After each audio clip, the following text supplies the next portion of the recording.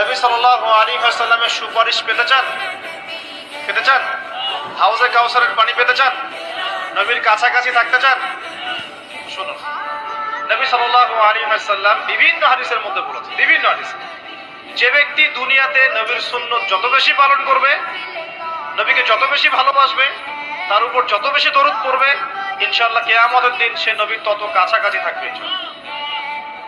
আর যদি সকালবেলা 10 বার এবং সন্ধ্যাবেলা 10 বার পড়তে পারেন, আল্লাহুম্মা সাল্লি আলা মুহাম্মাদ ওয়া সাল্লিম, অথবা আল্লাহুম্মা সাল্লি ওয়া সাল্লিম আলা নবিয়িনা মুহাম্মাদ, ইনশাআল্লাহ নবী সাল্লাল্লাহু আলাইহি ওয়াসাল্লাম আপনার জন্য সুপারিশ করবেন।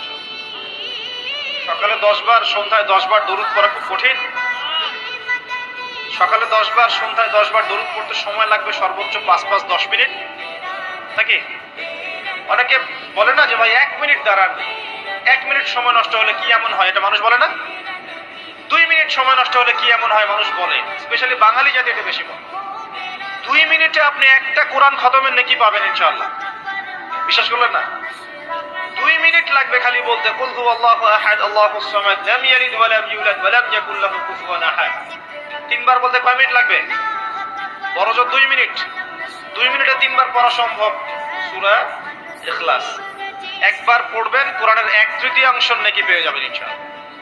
তাহলে 2 মিনিটে কোরআন খতম দেওয়া যায়? যায় কি যায় না? যায়। ফজিলত পাওয়া যায়।